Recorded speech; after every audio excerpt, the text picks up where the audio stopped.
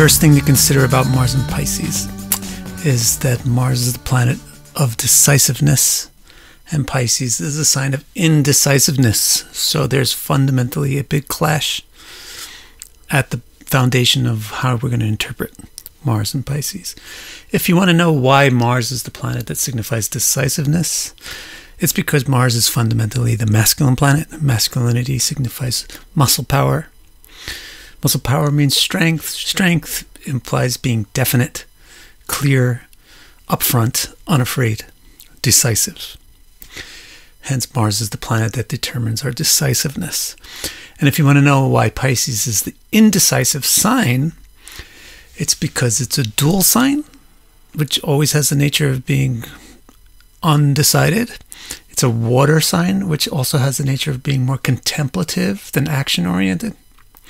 And it belongs to Jupiter, which is an intelligent planet, and so therefore it thinks about things for a long time. So we have a clash where the planet signifies decisiveness, but it's in a sign that gives resources for indecisiveness. What happens? It's going to have several effects. The first thing to mention is the effect that it has on a person's patience. What does this imply about the person's patience? On the one hand, they're going to want to hurry up, make up their mind and do something because it's the planet of decisiveness. But on the other hand, they're going to want to not hurry up, take their time, make sure everything's okay first, because it's the sign of indecisiveness. So the effect that it has on patience is it creates this bipolar effect on timidity. There's a bipolar type of timidity where sometimes the person is quite rash and bold, but at other times the same person is quite timid and reserved. So when they're rash and bold, they'll not be waiting, and when they're timid and reserved, they'll be waiting. And so usually, since this is a negative fundament, the interpretation that I would usually give is this native will wait when they're supposed to make a quick decision, and they'll rush decisions that are actually really serious and should take a lot of their care and attention first. So the basic concept is bipolar timidity or bipolar patience. This also has an effect on the native's sense of discipline, and it'll have the same effect. Here's the planet that wants to be disciplined. Disciplined means saying, yes, no, that's a no, that's a no, that's a yes, that's a yes. There's no gray, it's gray, there's no spectrum. That's Mars attitude. Pisces is everything is a spectrum, everything is a gray. So it affects the person's discipline. And in the same way, the person has a bipolar discipline. Sometimes they'll be like Mars, sometimes they'll be like Pisces. So they'll be lenient at certain times, and they'll be the same person will be very disciplined at certain ways. Usually, since it's negative by nature, usually they'll be lenient where they're supposed to be disciplined, and they'll be disciplined where it's really not necessary. A further effect of the planet being decisive and the sign being indecisive, it has an effect on the person's values. In other words, we're going to make up our minds about things because Mars is very decisive. But we're going to make up our minds about things which are quite intellectual or require a lot of contemplation because Mars is in Pisces, which is very intellectual and contemplative. So the result is the natives with Mars and Pisces, they usually have very strong, clear opinions about things that most people think are very complicated. Also, they may have the bipolarity here as well, where they think things are very complicated that most people think are just simple. But the one nature of Mars and Pisces is they take very clear stance on things which really most people think there isn't such a clear-cut right and wrong. Or most people will be timid or shy to come forth and express that they have a clear right and wrong feeling about this thing. And one further effect of Mars and Pisces, it also affects rationality because decisiveness versus indecisiveness, where the decisions are being made rashly or overly patient or overly cautiously, it's because of emotional bias. So you find that people with Mars and Pisces, they usually have passionate thinking, and this is why it's so bipolar and unsteady. Now there's one further issue, or we can categorize another issue about Mars and Pisces. It's not just decisive and indecisive, it's also extroversive and introversive. Mars is the extroversive planet because it's masculine. Masculine fundamentally means it goes out, hence the male genitalia. Masculinity is extroversive by its nature. Pisces, however, is introversive by its nature. It's contemplative. So here's another clash. And this will affect two things that I would like to bring up. The first thing is speech. The way a native with Mars and Pisces speaks is quite peculiar, or trademark of Mars and Pisces. They have this bipolar thing again, and it's on the strength or timidity in their speech. So they'll be quiet and calm, and then all of a sudden they'll express a very strong opinion about something. And then they'll not want to talk about anything else again. And when they do open up their mouth, they're talking quite loud. But then the rest of the time, they're quite quiet. This interferes with their ability to be tactful. So they're not really masters of tact, and hence they blurt things out, or they make very strong statements in what people usually consider inappropriate situations. So classics usually describe Mars and Pisces natives as people who have a lot of enemies. They make enemies because they say things very dramatically. It goes along with them having this very strong, clear-cut values. Then they speak it also suddenly. And this extroversive, introversive nature also has an effect on the behavior. It will also, like everything else with Mars and Pisces, it has a bipolar characteristic to it. This is bipolar extroversion in terms of the behavior, not just speech.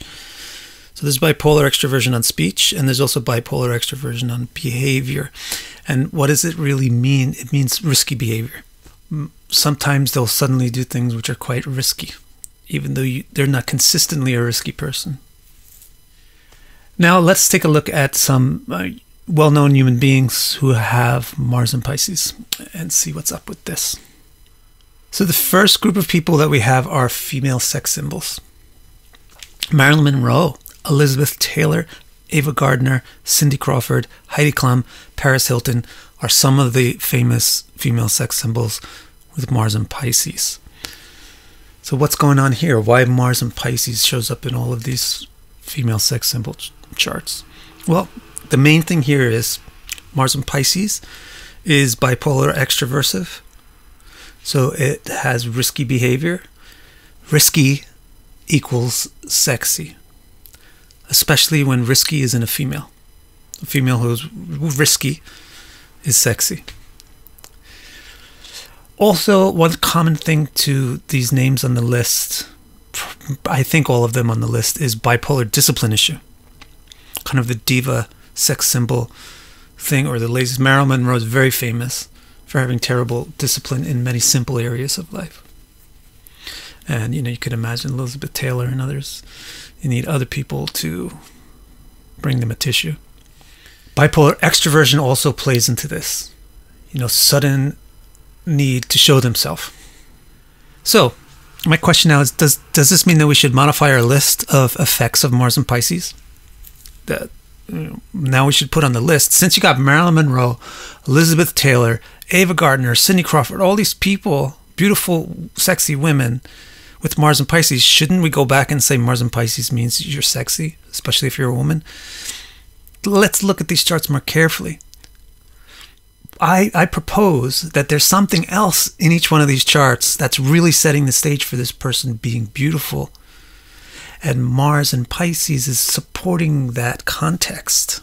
That the beauty of these people like Marilyn Monroe doesn't come from Mars and Pisces, but gets supported by these key aspects of Mars and Pisces: the riskiness, the bipolar discipline, the bipolar extroversion. So for Marilyn Monroe, for example, she has the moon exactly opposite to the ascendant.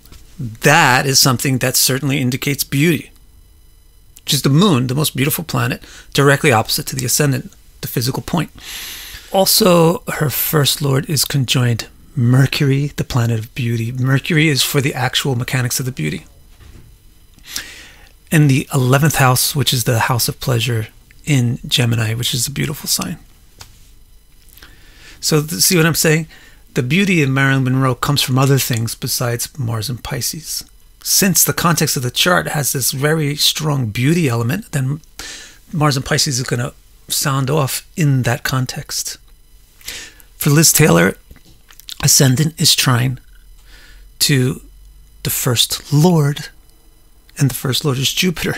That means beautiful. And the ascendant is also trine to Venus. In fact, they're making a trine. The ascendant is trine Venus, Venus is trine Jupiter, Jupiter is trine the ascendant. There's your beauty. In that context, you have Mars in Pisces, gives her that sense of spice and riskiness and expose. Cindy Crawford, I'll also look at ascendant, exactly opposite Venus. That is what obviously indicates beauty. Now for the next group of people, we have musicians and artists. So we have Billie Eilish, Tina Turner, Bob Dylan, Johnny Cash, Bono, Elton John, Denzel Washington, he's an actor, sorry, Vincent van Gogh, Michelangelo. So what's going on here? Why is Mars in Pisces showing up in the charts of famous artists, especially musicians? Well, first of all, this has to do with the expressiveness. Remember, Mars in Pisces, one is extroversive, one is introversive, so the result is going to be this bipolar extroversion. Extroversion is very important for a musician. And also having a strength in speech where the way that it affects our values. Mars in Pisces affects the values by making us have very clear-cut opinions about things. That's very useful for people like Bono, Bob Dylan, even Billie Eilish. So strong stance on complex issues, and then also the bipolar extroversion thing, which we saw in the sex symbols, is also an issue for anybody that's going, especially the performers.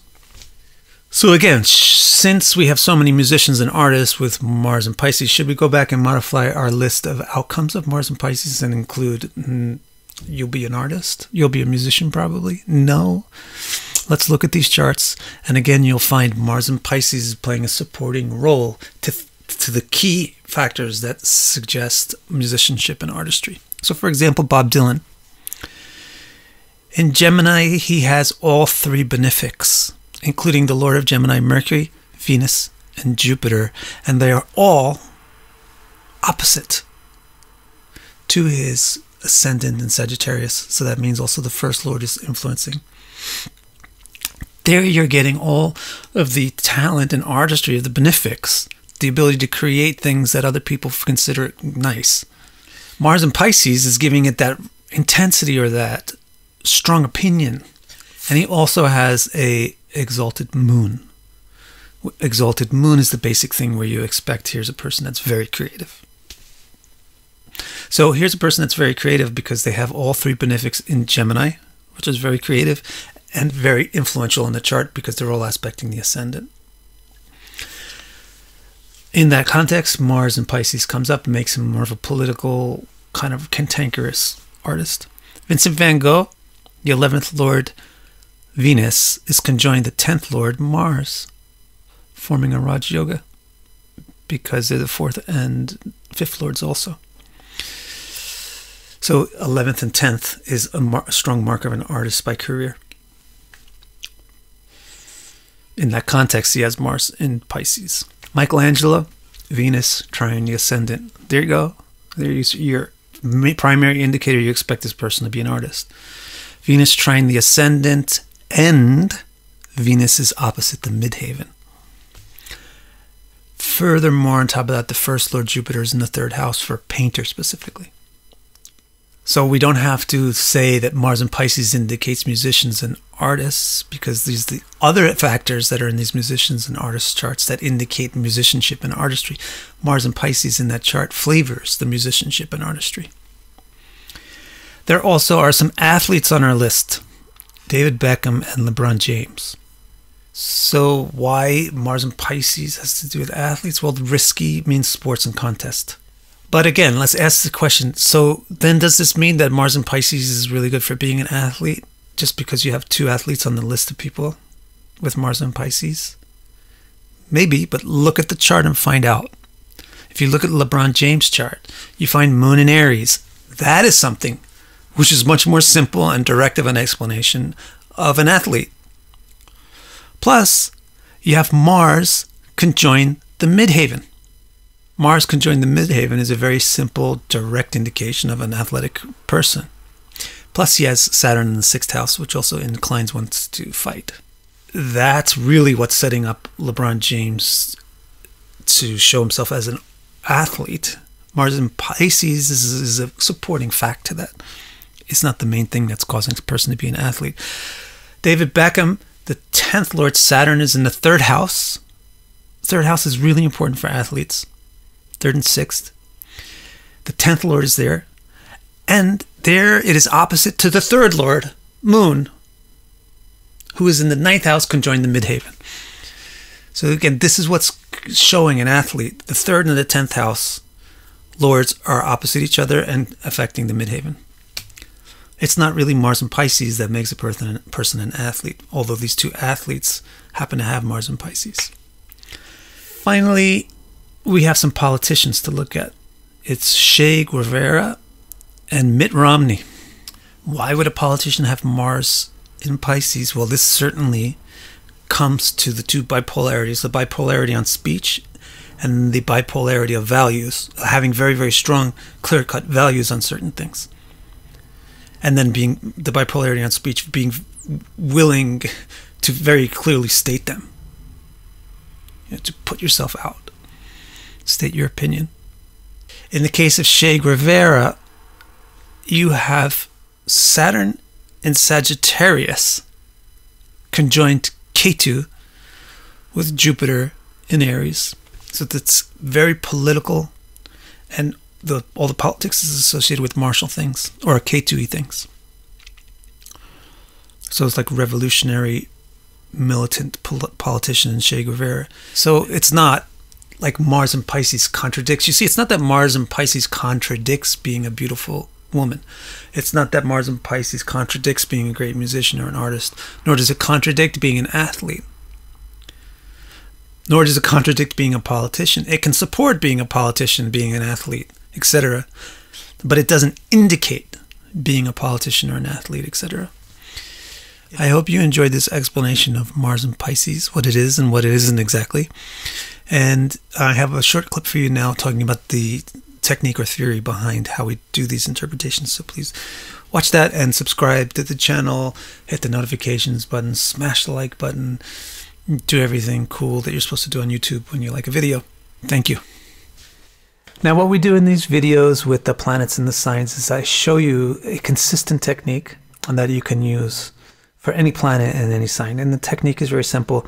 You look for where the planet symbolizes something that's very, very similar to what the sign symbolizes.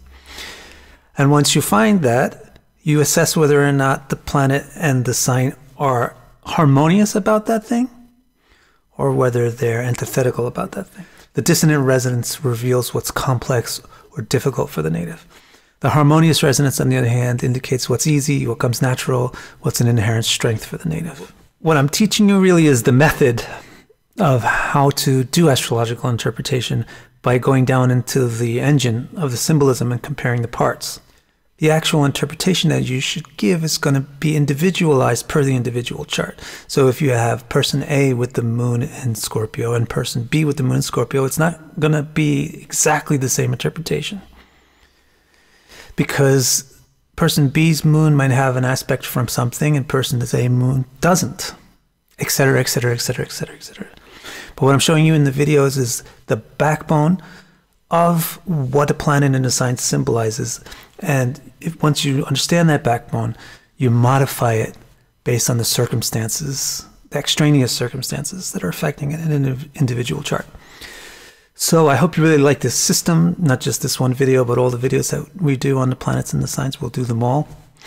And I hope you subscribe to the channel so you don't miss any of those. And I hope to see you around soon. Thank you.